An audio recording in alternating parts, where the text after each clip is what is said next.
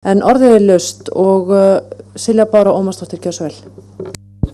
Já, ég þakka Íris Lind fyrir góða kynningu á þessum tillögum og ætla rétt að renna yfir. Ég sent á ykkur og það hefur verið dreift hérna á borðin formlegum breytingatillögum.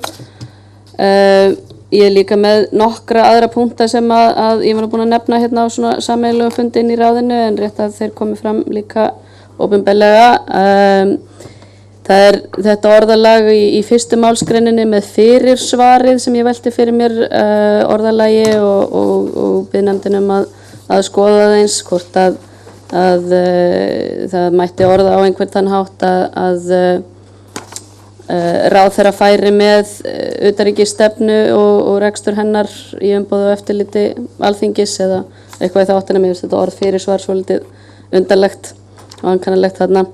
Og einnig sem Íris Lind nefndi í framsögu sinni að það væri bæði að ráðherra bæri að veita upplýsingar fyrirfram og svara þess að nefndin hefði rétt til þess að kalla eftir upplýsingum. Ég svona hallast að því að það væri betra að segja það berum orðum frekar en að hafa það í greinargerð. En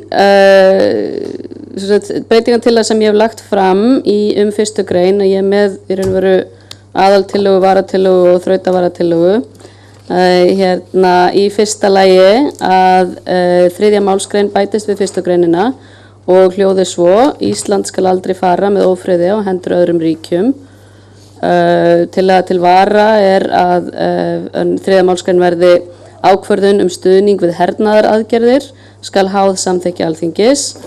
Og tillaga til þrautavara er þá valkostur 3, ákvörðun stuðning við stríð skal háð samþykki Alþingis. Þessi viðbót byggir á innsendum erindum, meðal annars frá menningar- og friðarsamtökum íslenskra kvenna og samtökum hernaðarandstæðinga, auk sterkra skilaboða frá þjóðfundi að Ísland skuli vera herlaust land og friðsamt. Þá tengir þetta við tillögu stjórnlaganefndar að í þessari grein sé tekið fram að ákvarðanir aðild að stríði gegn öðrum ríkjum megi ekki taka án samþykkis þingsins. Fyrsti valkosturinn er í raun og veru orðalag frá MFÍK sem að lögðu að auki til að landið skyldi lýsa kjarnorkulaust svæði og að landið skyldi standa utan hernaðarbandalaga. Ég geng ekki alveg svo langt í þessari tillögu en tillaga að binda friðarstefnu í stjórnarskrá gæti vissulega verið túlkuð þannig að hún krefðist þess að Ísland myndi segja sig úr Atlantshafsbandalaginu. Ég svona er ekki alveg sannfærð að það þyrfti að gera það en ég þarf að skoða það eins betur. En þessi tillaga sem sagt í raun og veru dekkar einnig ýtrustu tillögu sem að koma inn í erindi samtaka hernaðarandstæðinga sem að við í ráðinu fengum hérna. Það er valkostur 2 sem að gengur svona ívið lengra heldur en tillaga stjórnlaganefndar og segir hernaðaraðgerðir frekar en stríð og fellir út eins og tillaga til þrautavara orðalagið gegn öðrum ríkjum. Það að tala hernaðaraðgerðir tel ég réttara í raun og veru heldur en að tala stríð vegna þess að hernaðaraðgerðir eins og það tíðkast í alþjóðakerfinu í dag í raun og veru eru sjaldnast tæknilega séð stríð, uppfylla ekki skilgreiningar á því yfirlýsingu og svona þessa lögformlegu, alþjóðalögformlegu kröfur. Og hins vegar er alls ekki algilt að hernaðaraðgerðir séu reknar gegn ríkjum, heldur gjarnan gegn stjórnvöldum sem að eru talin ólögmæt innan ríkja eða gegn alþjóðlegum hryðjuverkasamtökum. Þannig að með þessu orðalagi er ég að reyna að draga fram að ákvarðanir að taka þátt í hernaðaraðgerðum þurfa að fara fyrir þingið, hljóta einhvers konar þinglega meðferð og samþykki þess. Persónulega er ég ekki kannski harðasti friðarsinnin sem að hægt er að finna hérna vegna sem ég tel rétt að taka afstöðu gegn einræðisherrum til dæmis og ólýðræðislegum stjórnvöldum sem að brjóta mannréttindi á borgurum sínum. Og þar með gæti verið nauðsynlegt að styðja við aðgerðir þar sem hervaldi er beitt. en ég vil að slíkar ákvarðanir séu teknar á lýðræðislegum grundvelli. Þessi valkostur 2 held ég að uppfylli varatillögu samtaka hernaðarandstæðinga að reglur séu settar stuðning við hernað. Og síðan til þrautavara þá í raun og veru tek ég tillögu stjórnlaganefndar í valkosti 3 þar sem viðurkennt að Alþingi geti veitt stuðning við stríð, þó ég sé ekki sannfærð að það sé gott orðalag, en fellir brott orðalagið gegn öðrum ríkjum. Þannig að það væri þá, ef það ætti að skilgreina beitingu hervalds sem stríð, þá væri það ekki eingöngu gegn öðrum ríkjum sem að tilkæmi. Þannig að það væri aðeins opnara hvaða aðgerðir væri að ræða.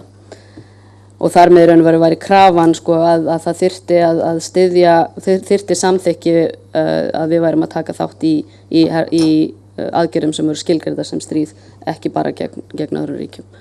Þannig ég held að þarna væri meiri krafa á það að Alþingi kæmi að svona ákvörðun. En